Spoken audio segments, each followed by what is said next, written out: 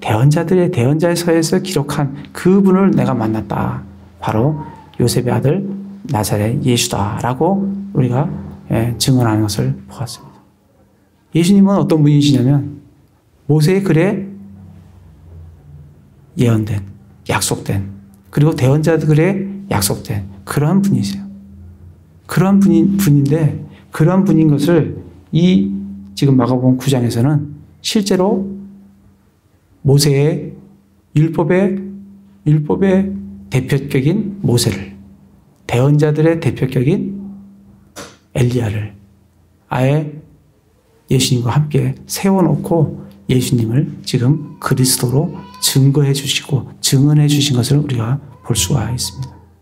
그래서 구약의 글로 증언된 그것을 여기에서는 지금 모습을 통해서 실제로 증언해 주실 뿐만 아니라 7절에 가면 거기서 구름이 그들을 덮으며 그 구름 속에서 한 음성이 나서 이르되 이 사람은 내 사랑하는 아들이니 그의 말을 들으라 하심으로 하나님께서 음성으로 그가 내 사랑하는 아들이다, 그리스도다라고 다시 한번 이렇게 확증해 주신 것을 우리가 볼 수가 있습니다.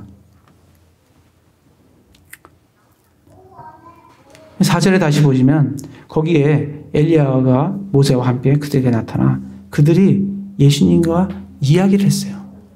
뭔가를 이야기를 했어요. 그런데 무슨 내용을 했는지는 여기에 나타나지가 않습니다. 그러나 누가복음 9장 30절, 31절에 가면 무슨 내용을 얘기를 했는지가 나와요. 누가복음 30장 31절에 보면 보라, 두 사람이 그분과 이야기하는데 그들은 모세와 엘리야더라. 그들이 영광 중에 나타나서 앞으로 그분께서 예루살렘에서 이루셔야 할 그분의 별세에 관하여 말하였으나. 그러니까 이들이 얘기한 내용은 주요 토픽이 뭐냐면 예수님의 죽으심에 대해서 얘기를 나눈 거예요. 모세와 엘리야와 예수님께서 뭐에 대해서 나누셨냐면 예수님의 죽으심에 대해서 나누셨다는 겁니다. 이들이 예수님의 다시 오심, 재림에 대해서 나눈 게 아니라 예수님의 죽으심에 대해서 나누셨습니다. 그것은 영광의 재림이 있기 전에 반드시 그리스도의 고난과 죽음이 있어야 되는 것을 보여주고 계십니다. 또 5절, 6절에 보면 이 베드로가 그거에 대해서 반응을 했어요. 이 베드로는 그 누가복음에 가면 예수님의 죽음에 대해서 이 엘리야와 모세와 예수님이 얘기할 때 예수님의 죽으심에 대해서 얘기를 했는데 그때 제자들은 뭐 하고 있었냐면 자고 있었습니다. 다시 말하면 그 내용을 못 들었어요. 그러니까 이들은 죽으심과 부활만 나오면 예수님을 꾸짖기를 하지 않나. 또 이때는 중요한 죽으심에 대해서 얘기를 나누는데 자고 있는 거예요. 그러니까 이들은 죽으심에 대해서는 관심이 없어요. 이들은 죽으심이 오히려 오로지 영광스러운 그리스도의 영광만이 그들 눈에 있지 이들에게는 예수 그리스도의 죽으심과 고난에 대해서는 관심이 없어요. 이들 자고 있었어요. 그러니까 그 내용을 모르는 베드로가 벌떡 일어나서 5절, 6절을 얘기를 하는 겁니다.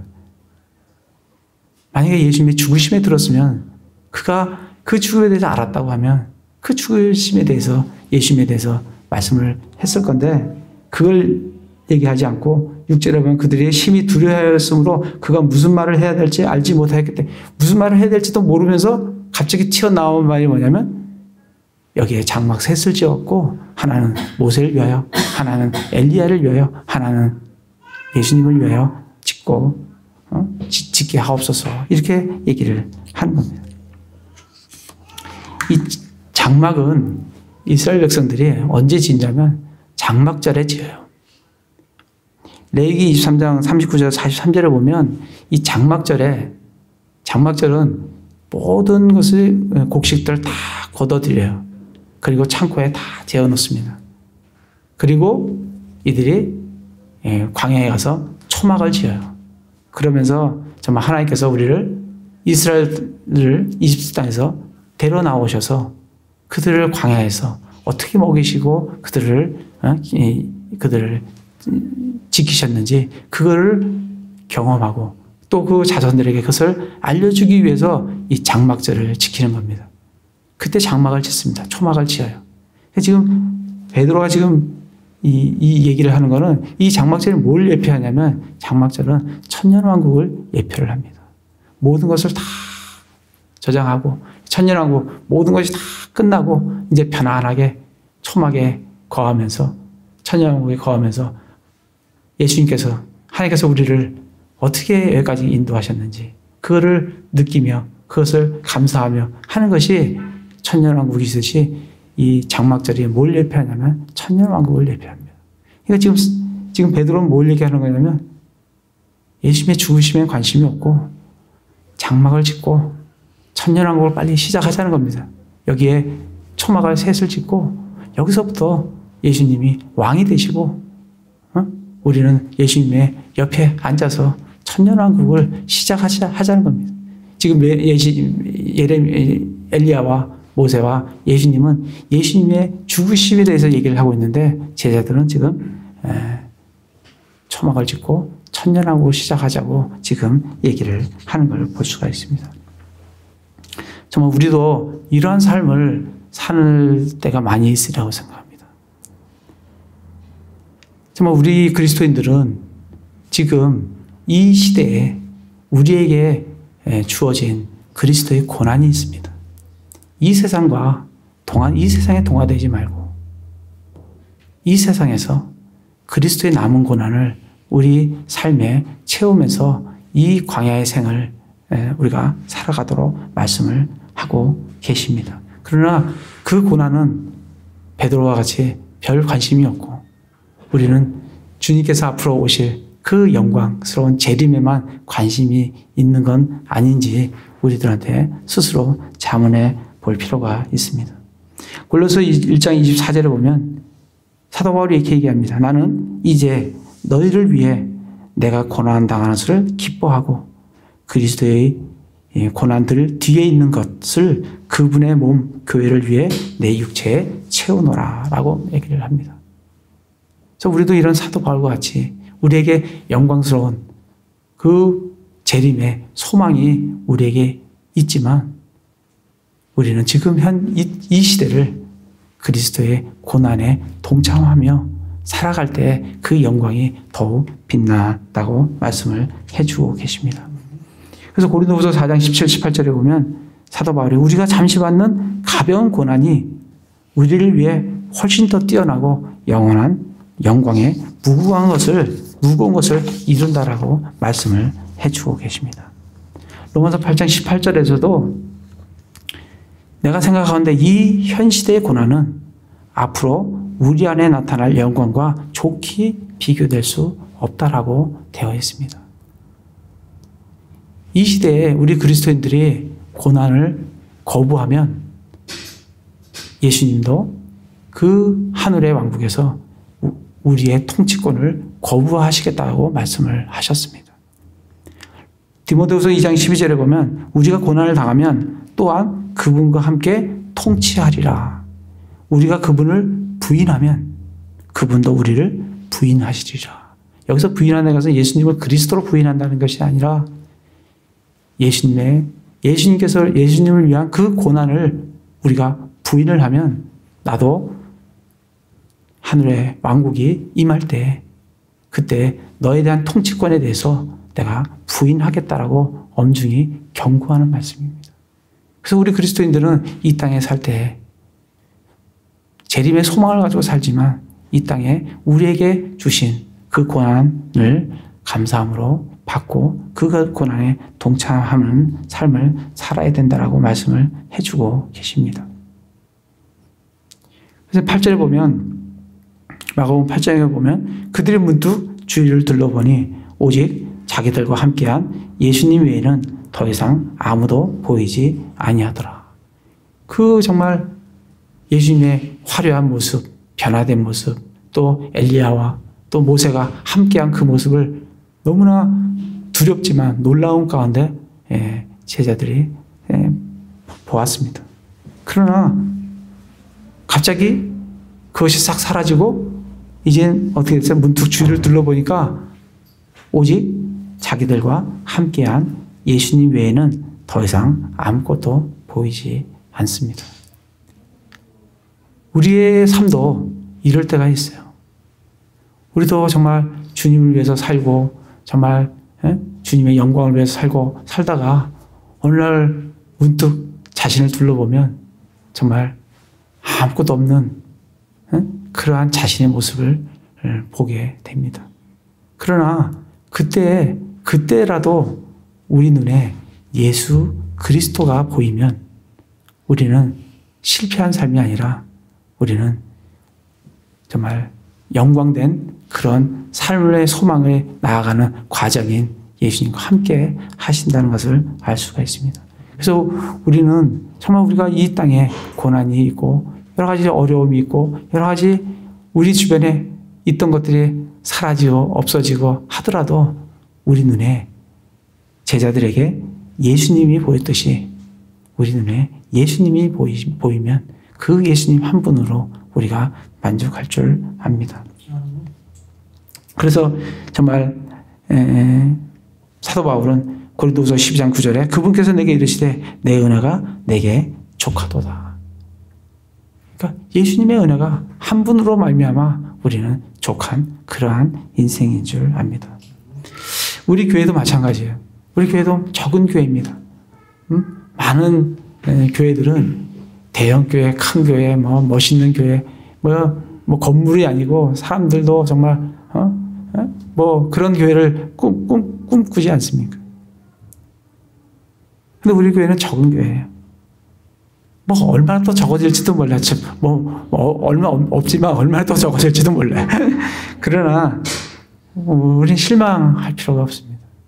우리는 누굴 바라보냐면 아무것도 안 보이더라도 우리와 함께 하시는 예수님이 우리와 함께 하신다고 하면 우리는 그거로 만족하는 그러한 삶을 살아가시기 바랍니다.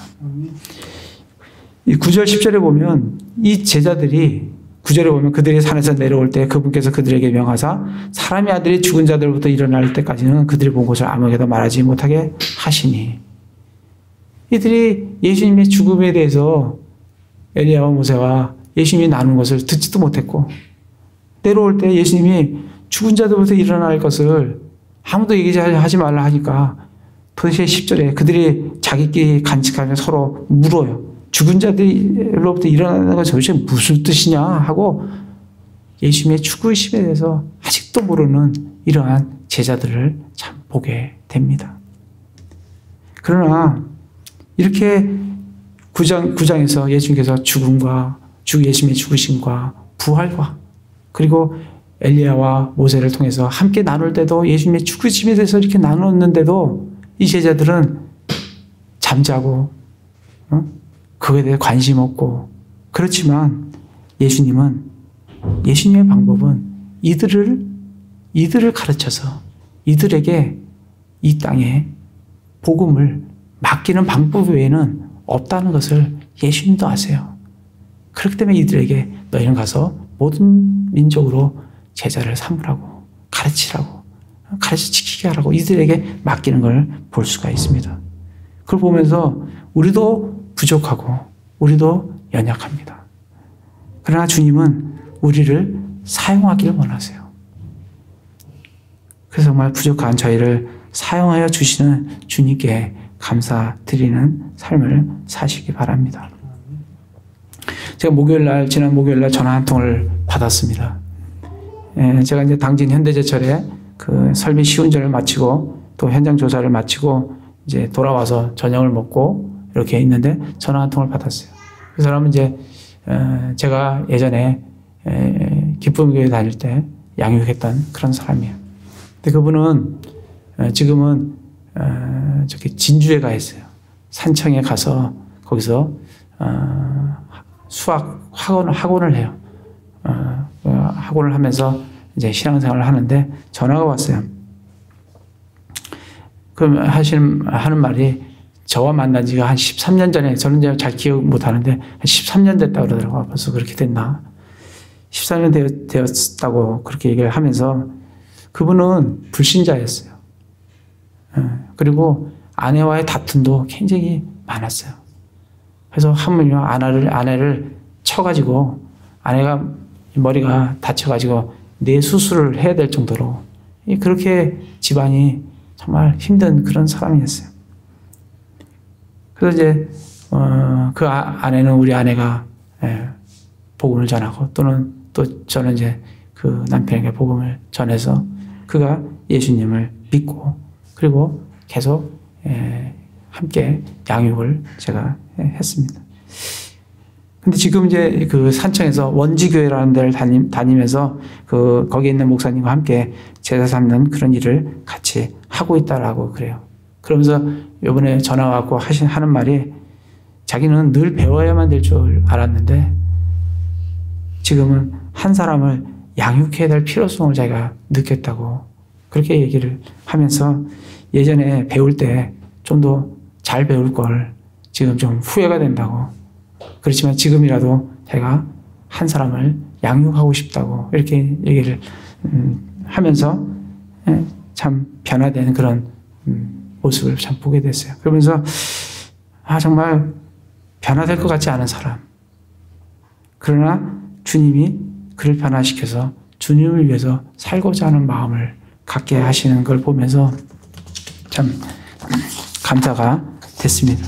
그래서 부족하지만 주님은 우리를 사용하셔서 주님의 일을 이루어 가십니다. 오늘 말씀에서 우리가 참 교훈을 얻어야 될 것은 우리 그리스도의 삶이란 주님의 영광스러운 재림과 또 나도 그렇게 변화된다는 그러한 소망을 가지고 있으면서 예수님께서 죽으신 같이 우리 그리스도인들도 이 땅에서 현재 우리에게 주어진 그 그리스도를 위한 고난, 그것을 기뻐하면서 예수님 외에는 더 이상 아무것도 보이지 아니하더라도 예수님 한 분으로 만족하는 삶을 살면서 정말 깨닫지 못하는 그런 제자들을 가르쳐서 주님의 사역을 맡기듯이 부족한 우리를 사용하셔서 주님의 일을 이루어 가시는 주님께 감사하는 그런 삶을 사는 것이 진정한 그리스도인의 삶이 아닌가 생각을 합니다. 그러한 그러한 삶을 사시는 형제 자매님들 다 되시길 기도드립니다. 제가 기도하겠습니다. 예수님께서 제자들에게 그리스도의 죽으심과 부활을 가르치신 후에 그리스도의 영광스러운 재림을 보여주셨습니다. 우리도 주님과 같이 변화될 것을 소망합니다. 이 소망 가운데 우리에게 남아있는 또 이 땅에서 우리가 겪어야 하는 그리스도의 고난을 기쁨으로 받으며 주님 한 분으로 만족하고 부족한 저희를 가르쳐서 사용하시기를 원하시는 주님께 감사하는 삶을 살게 하여 주시옵소서. 오늘도 우리 재물의 일부를 거룩히 구별하여 하나님께 올려드립니다. 받아주시옵소서. 우리 주 예수 그리스도의 이름으로 기도드립니다. 아멘.